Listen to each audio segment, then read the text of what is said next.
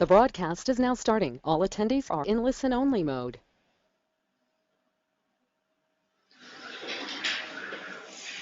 Hello guys, this is Juan with Darwinex. Thank you so much for attending this webinar.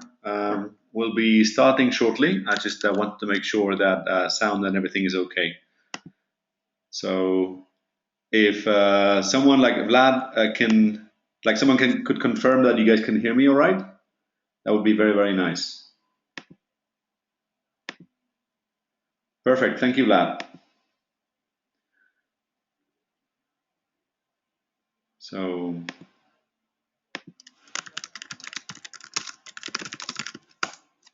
by all means, today's topic is one of those where we have not done a very good job of explaining stuff up to now. So by all means, do let me know. And if you want even now, what your expectations are going into the webinar, and if there's any specific doubts regarding value at risk and risk measurement in particular that you would like me to provide more clarity on. So, do not be shy and just shoot with any questions you might have. It's really my job to explain stuff well to you guys. Okay, well, I think it's time to get going. So thank you so much. And today's topic is one of those classics that come up time and again. We will be talking about the concept of value at risk, what that means. I will pitch at a level aimed at people who are familiar with taking risk and trading. But of course, if there's any investors amongst you, by all means, I think it's intuitive enough. And if you have any questions, or indeed, if you want to challenge any of the concepts, by all means, go ahead. So, with that said, well, as you know, what we do at Darwinex is we take trading strategies by providers who have a certain amount of risk, who choose to take their own amount of risk. And we transform them into this thing called a Darwin, which we keep saying has a 20% value at risk, but which is essentially taking the timing of the trader and transforming it into a risk factor which is known for investors.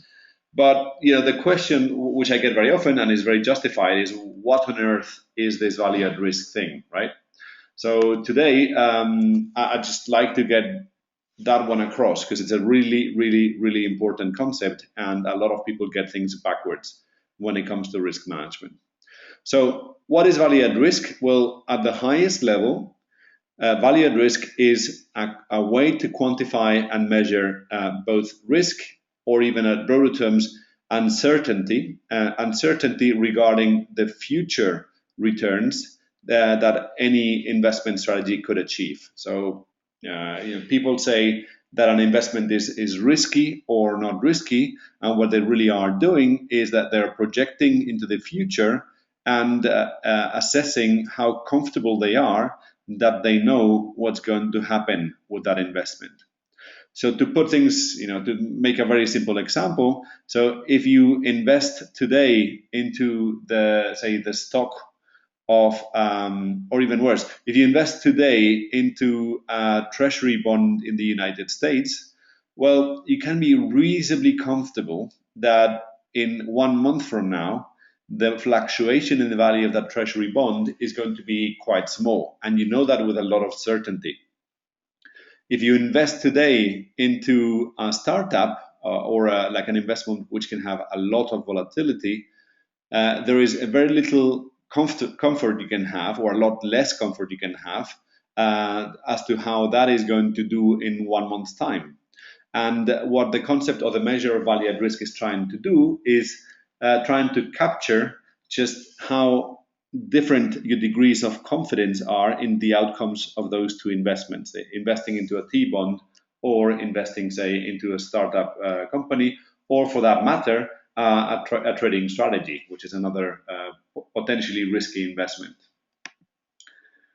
So for some assets, as I've been describing, there's a lot of history looking back, and more importantly, that history, so the criteria that applied in the past, are very unlikely to change. So you can be reasonably comfortable into extrapolating into the future. So, for instance, there is about several decades worth of data projecting with the returns of the S&P 500 in 1 month, looking into the past.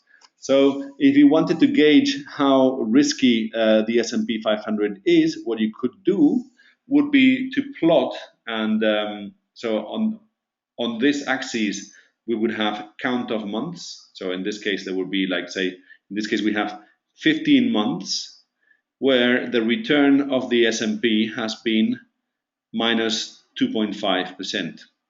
Similarly, there's been a lot of months, like 17 months in this case, where the return of the S&P 500 has been 1.75. And by doing that, what you do, you construct a histogram, and then you can approximate a statistical distribution off the back of this histogram to gauge a measure of uncertainty. So, for instance, if the thing that concerned me was to understand what could be the worst month every 20, what I would do would be to say, well, I would look at the 5% worth of months. So if we had, say, 1,000 months in here, I would start counting from the worst month, 1, then the second month, 2, and so forth, until I got to a count of 50 months in cumulative terms. So, maybe round about here. So at this point, I have counted the 50 worst months ranked by performance in the history of the S&P 500. And, I can say, and this is what the concept of value at risk is trying to say, is I can say, well, the worst 50 months, the 50th month in 1,000 months, assuming there were 1,000 months in here, I lost 10%. Therefore, in 1 month, there's a 5% certainty that I lose 10% or more. Are you guys with me so far? I mean, this is what the concept of value at risk is really trying to do. So basically, you take, you kind of do an experiment for which you have data, and you rank the outcomes of that experiment from worst, so the worst, that the month that you lost the most, to best, which is the month that you made the most.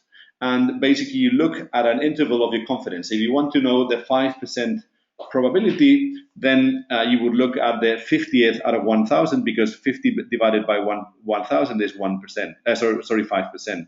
If I wanted to see the 10% probability, then I would look at the 100th outcome, which is obviously moving me into deeper into the body of the distribution. So I know that that's more and more certain around here.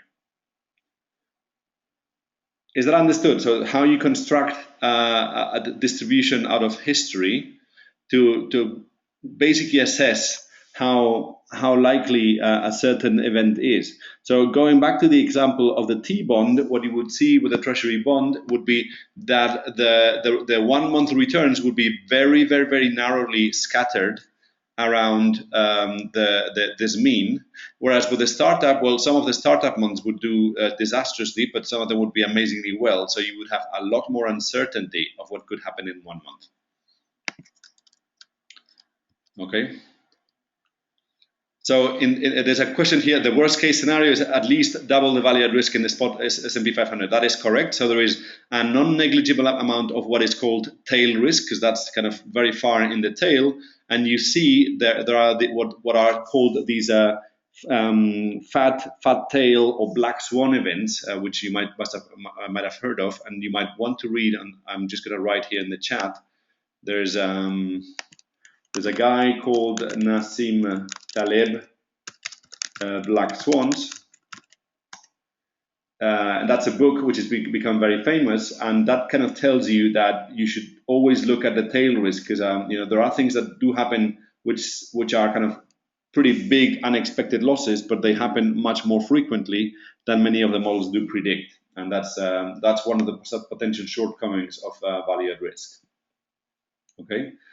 But yes, that is the question is correct. That's the worst case scenario would be about at least double the value at risk in this case. Yeah.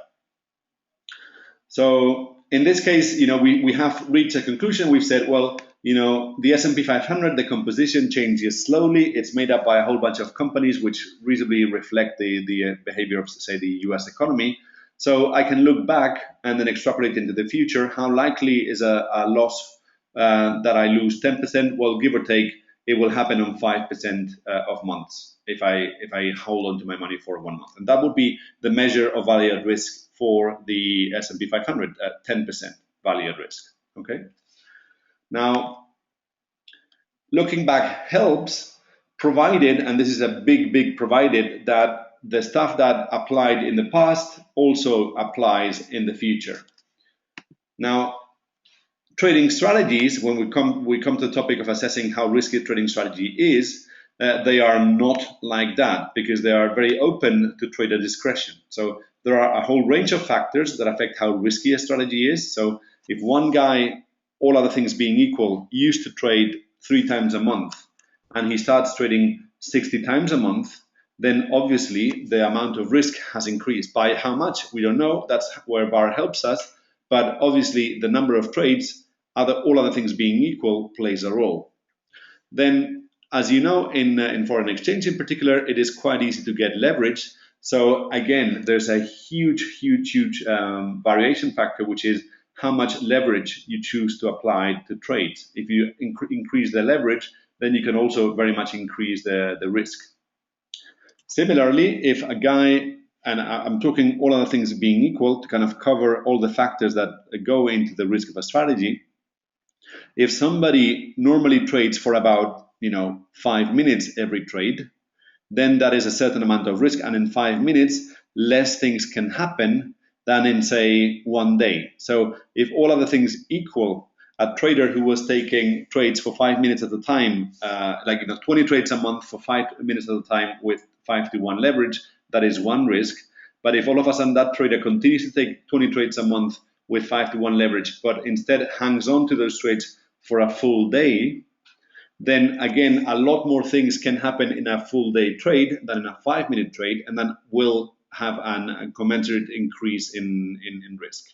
And last but not least, we have been assuming up to now that the market is stable and it doesn't change, but that's actually quite far from the truth. It depends on the market volatility. It could be that, staying in the market for 1 day when the market is little volatility is very low risk. But when you stay in the market on a day like the Chinese thing last week, well, that's an entirely different story. And as an investor who's buying Darwins and who doesn't know what those Darwins are doing underneath, then that's something you might want to take care of. Okay. So then there's a question here on whether maximum value at risk can be more than maximum drawdown. Now, this is one which is really, this is a very important concept to understand, Vanilla. So drawdown looks at what happened in the past, and the past may or may not be a good predictor of the future. So let me give you a very extreme example. I'm sure, do you know the game of Russian roulette? So Russian roulette is a game where you take a revolver which has 6 holes for bullets, and you point it at your head, and you move the clock and hope that you're lucky and pull the trigger. And 5 times out of 6, statistically speaking, because there's 1 bullet and 6 holes, nothing will happen. But 1 out of 6, something will happen. And if you're aiming right, the chance, basically you're dead. Now, statistically, it's not impossible for someone to play Russian roulette 50 times and still be alive. Now, the drawdown in this experiment, what is the drawdown in this case? Well, the drawdown is 0 because the guy is still alive, right? Does that mean that that's a low risk activity?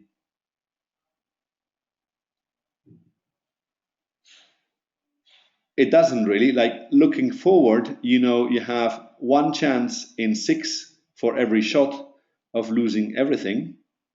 And as you keep compounding over time, the chances that there's 1 shot which takes you out increase. So there will just be 1 drawdown, but that will be the last drawdown you get. There'll be no warning until you get the killer there. And the same is true for leverage. So let me show you something which I think will start, which will help you. everybody still with me on? Yeah, so it's a kamikaze activity, quick definition of a drawdown. So a drawdown, Greg, is, let me show you in a chart. It's actually more easily explained in a chart than in, so let's just have a look at,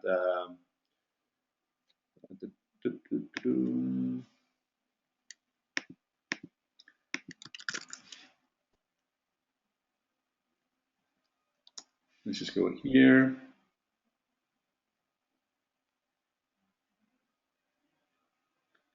Let's have a look at this chart.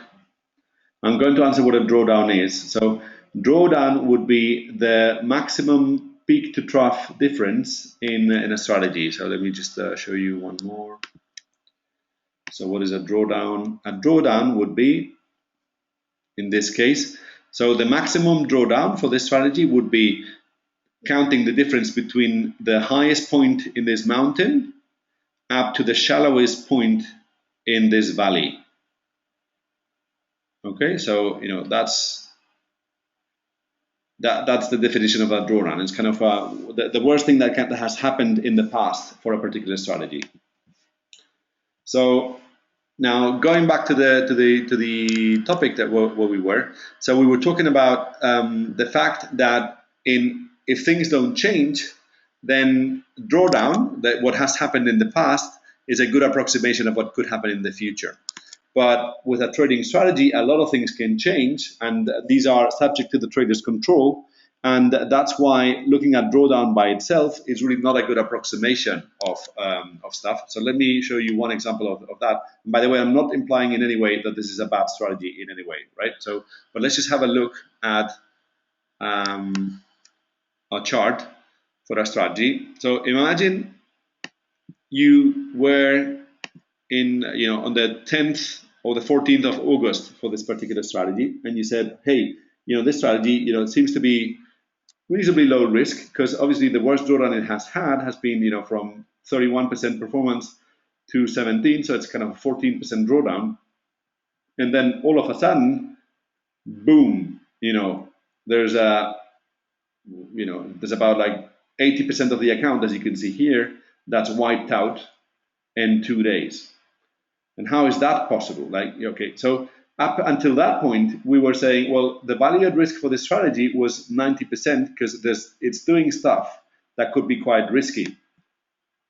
So how would you have tracked that? Well, you could have come here to Darwinia and seen that the risk management was telling you all along, even as early as the 12th of August, which is before this thing happened, that in a bad month, this strategy could lose 74% of the value. If you go back to the thing on the 11th or the 12th of August, there was no indication apparent from the historical data whatsoever that something as extreme as losing 75% in 1 month could happen. And yet, boom, 4 days later, it did happen. So let me show you one thing we do at Darwinex to basically be able to track all this, and for you to be able to spot people who are taking a lot of risk, having very low drawdown until all of a sudden they do have a big loss. And that's what we call here the measure of deleverage. So if you look at the period here, let's just have a focus in here.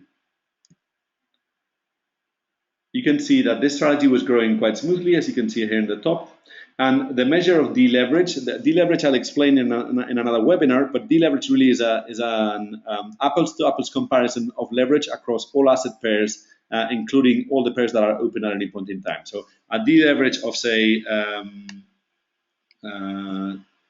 4.4 as we have here. So look, you can look at the right-hand side visor. You can see a deleverage of 4. So just have a look at this one. And I'll just come back. This is interactive, so you can see that things were moving in a very smooth range of a deleverage of 4 or 5, which is basically saying the trader was taking risk about 4 times, leveraging about 4 times in the euro dollar, and things were going quite smoothly. And then yet all of a sudden you look at the last 2 weeks, which I've done by clicking here, and you see that the trader all of a sudden has gone from a deleverage of typically 2 to 4 to something which is 8 or 9, which is is still low, but it's double the risk that it usually did take. And then there are points in here where it's taking about 20, 30 or what have you, and that this is what he's doing. He's doubling up as he starts to lose. He's doubling up to hope and make it good. And if it goes well, then he makes good on all the losses. But if it goes badly, then he blows the account.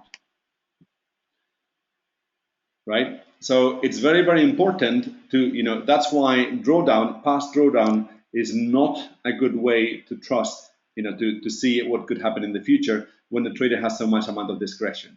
So what we do at Darwinex is we track on a daily basis what could happen considering all the factors that flow into the risk of the strategy. And if, as was the case, leverage is increased, as you see here, there was a very sharp increase in the leverage of the trades that were taken, which meant all of a sudden, boom, the risk has increased sevenfold. So we were talking about potentially losing 35% in the worst month every 20, and because the trader was taking double the leverage in all the trades, all other things being equal, the risk had increased double, like twofold.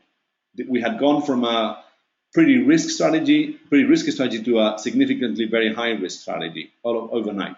And nothing happened for a couple of days, but then there was a big movement in the market which caught the trader with a lot of leverage, and that's where the big drawdown happened. And what he did do at that moment was to double up, hoping to make it all good, which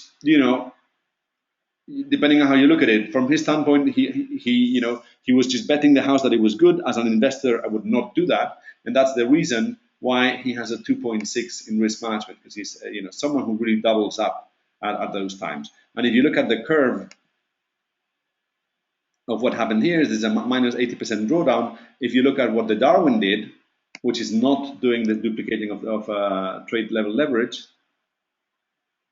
you can see that, yes, well, there was a drawdown here. It was up 21%. It went down to 1.7. So there was a drawdown of about 20%, and it actually did recover on the same risk, but it wasn't doing what the other guy was doing, precisely because that's what we do. And this is a problem in money management, yes. So this is basically a situation where a lot of traders are like, it's called grids or martingales. People are essentially doubling up when they lose, because that's the way to kind of make good on the losses. Except if it continues going against you, then eventually you blow up the account. So we were talking about the factors that influence the value at risk. So, and the number of moving parts. So that's why we use value at risk. We use it to see what could happen going forward, taking into account all these factors. So the factors that we've seen here are the ingredients that go into the value at risk formula.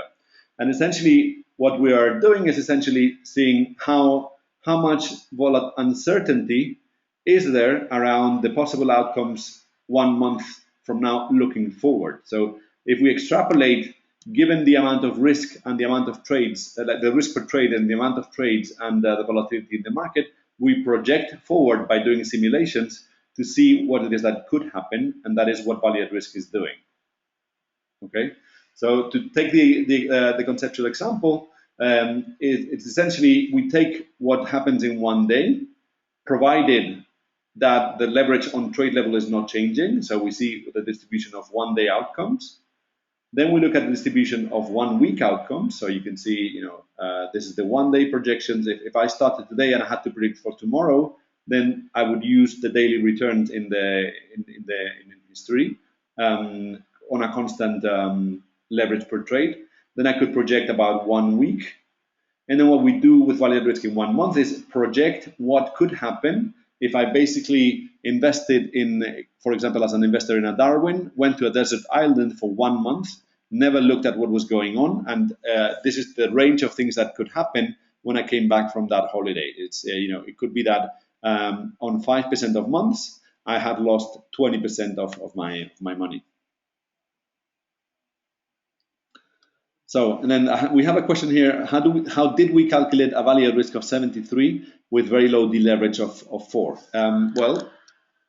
The deleverage wasn't 4 anymore at that point. That's the issue. So let's have a look at the trading journal, because the trading journal is a very, very, very powerful tool to see the money management of the trader. So let's go to the trading journal of this trader, and let's take a look at dates. I might even just I'm going to open up two separate tabs, and I'll try to, maybe it works out. I'll put them side by side, okay? And you guys who have two screens can possibly do this better than me, but I'm just gonna.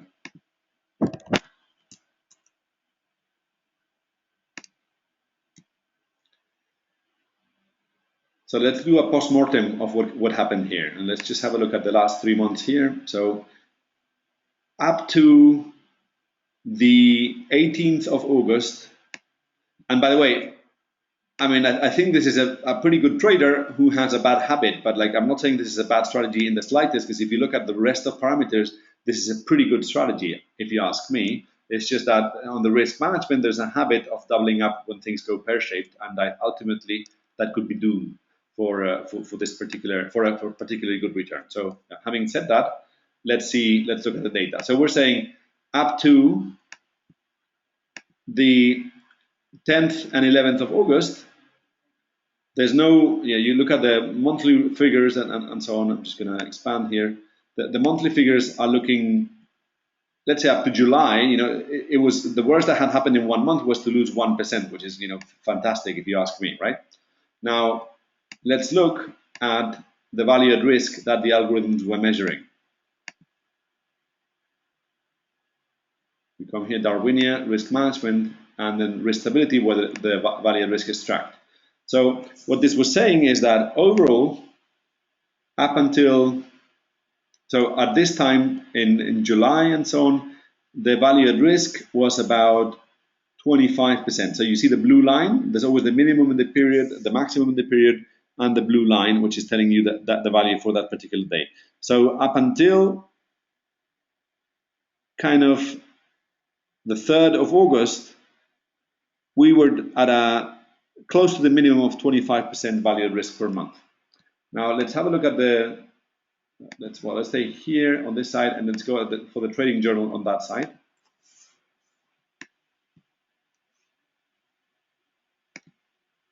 And if I'm losing you guys, let me know, because I'm kind of feeling like I'm drifting, but I think this is a pretty useful exercise for you to understand how things work. So let's have a look at the last, well, 6 months is the thing this allows me.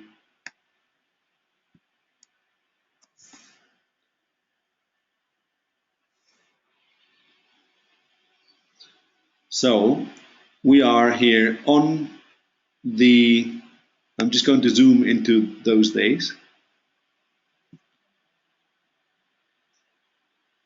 Right, so we see typical values here are a deleverage of peaks with 5, sometimes 8, and so on. But the typical norm is between 2 and 4.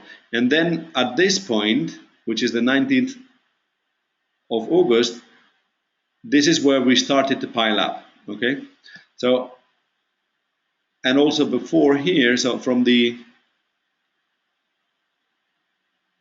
18th and so on. So at that point, we should see that the algorithms were starting to track a large increase over here. So maybe it's just it could be that the deleverage per trade wasn't changing, but the guy was taking a lot more trades, as you can see here. So the amount of open trades, which you see here at the bottom, started to go up drastically. Normally, he had, 1, 2, and then all of a sudden we were talking about 6 to 10.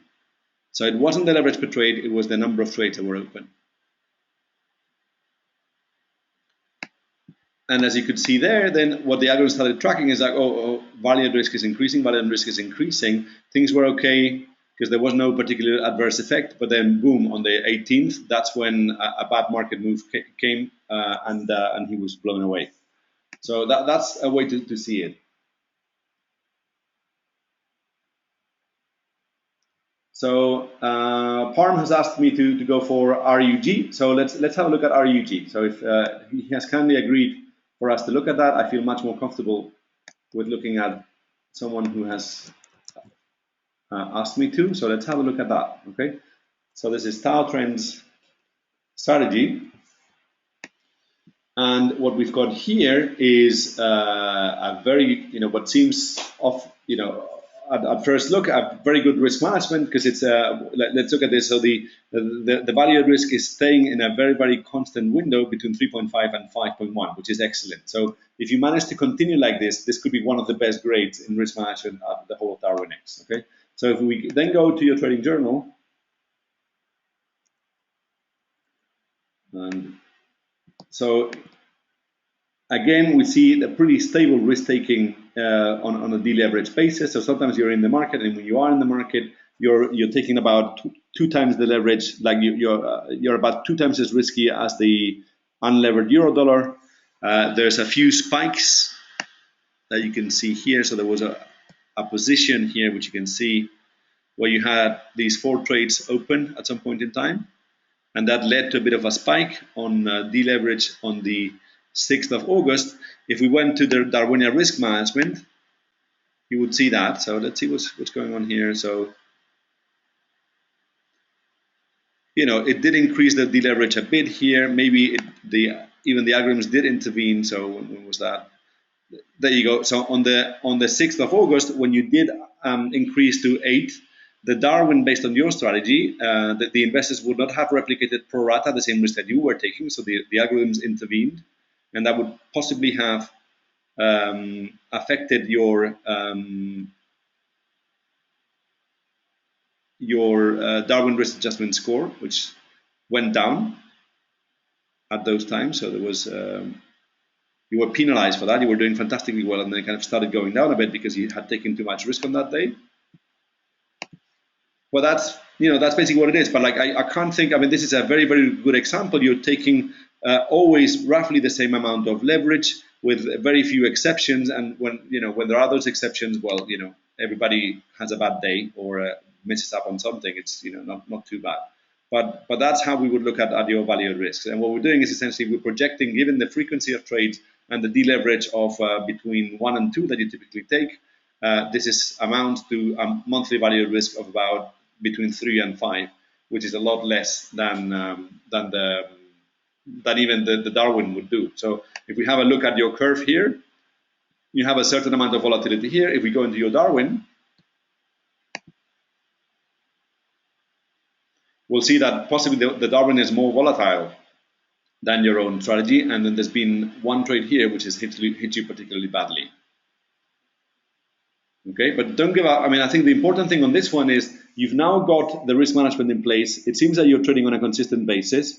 The performance is not bad at all. It's just that you've had a bad period right now. And then what you need to work on is really your timing, because you take one trade at a time, and that's what's missing. But having said that, we're deviating. So, Parm, if you want to take a one-on-one demo, I'll be very happy to explain all of this.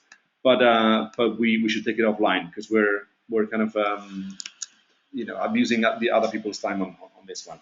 So I hope that the thought process helped you guys understand what's going on with the value at risk. But really what we're doing is we are projecting what could happen if you left a given strategy to do to its own devices for a full month without intervening. And in the particular case of investors, we do it for Darwin's. So what could happen if I went for a month without selling a Darwin? What could happen 1 month from now? Well, 5% of months you will have lost 20% or more, and 95% of months you will have done better than that. And that's the measure of risk that we use. That's the value at risk of a Darwin, as you can see here. So if you look at the distribution, what we're looking is at the tail probability of losing 20% or more, and that's how we've calibrated it. So a value at risk of 20% means you lose 20% or more in a month, 5% of months. So does that hopefully take you guys further in terms of understanding what value at risk is? So it's really a measure of risk which can only, by definition, be thought of as going forward. So there's no way that with a trading strategy in particular, you should look at the past as an extrapolation of future returns, because as we've seen, there are situations where you can't see it coming until it's too late. Okay, and that's why we take it very seriously to control the risk of a Darwin independently from the trader, because everybody, even with the best intentions, can do crazy stuff, and that's just not good when you're investing in them. Okay.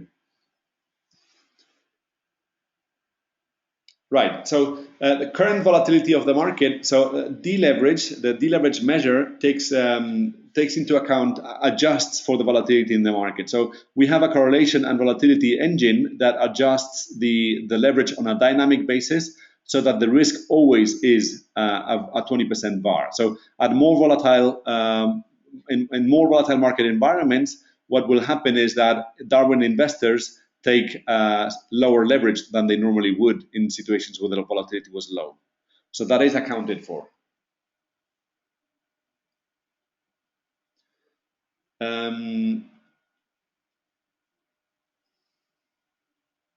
So we'll come back to this. So there's the question by Ilya of 1% risk in any trading pair in open positions. Okay, this is going to sound controversial, but to say that you could lose 1% in any trading position that's just an incomplete statement. You have to be able to say the probability of losing that 1%, because sometimes people say, hey, I'll put, I'll have a 2-pip movement and leverage by this much, because the worst I could lose if my account is 1%, or kind of do the calculation of 1 pip and do twice the leverage. And that's just wrong, because it's not accounting for the fact that a 1 pip move is a lot more likely than a 2-pip move.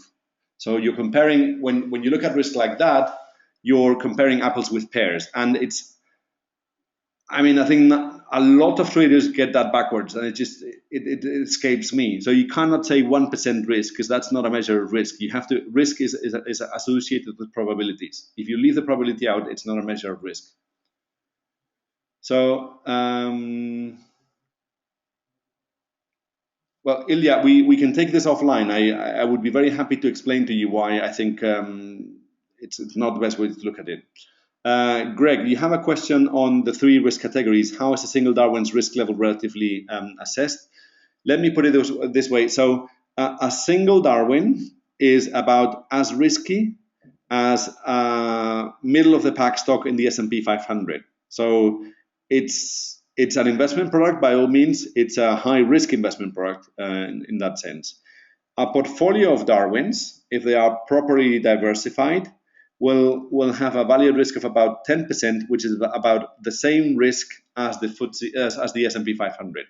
So I think those are the 2 benchmarks for you to compare Darwins with. So individual Darwin is like a single stock in the S&P 500. Darwin portfolio is like the S&P 500 index. That's the comparable figures.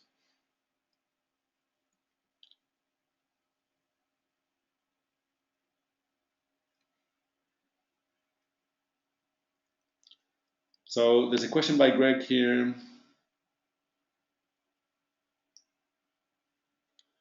Okay, so Greg, you're mentioning that you have had some losses on account of the system change. I don't think that the system had anything to do with it. It will have to do with bad performance of the traders. But we haven't really changed anything in the risk management systems this week. So I'm sorry that you've lost this week, but we haven't changed anything. It's just down to the fact that your traders might have had a bad week. Okay. If you want to discuss offline, I'll be more than happy to get on the phone to discuss it if you want. But that's not what caused it, because we didn't change anything there. The forced sale. Okay. Yeah, we can take it offline. So let me know exactly what happened, and I'll look into it. I'm sorry about that, Greg. So any of you guys have any more questions?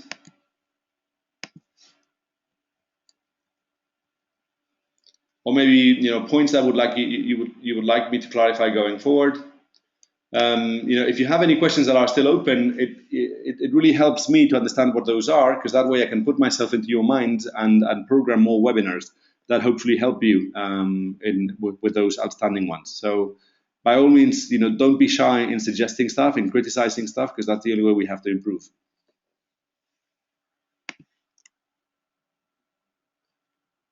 Okay. Right. Okay. So it looks like we're good to go, unless anybody has any further questions. So this webinar will be recorded. I will reach out to those of you who want me to reach out to, and we can discuss stuff.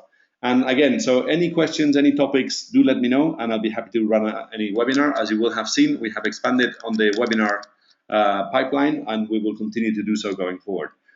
Further, for those of you who would like a more in-depth demo of stuff, we now have a service which I think pops up at the top of the menu. I'll show you where in the Darwinex interface. So actually, I think it doesn't on mine because I disabled it. But if you go like at the top of your interface when you log in to say to see the Darwins or whatever, you should have a box at the top offering you to have a demo, and you can click on those anytime, and we'll have a colleague contact you to give you a one-on-one explanation of anything and everything that's unclear to you. Okay.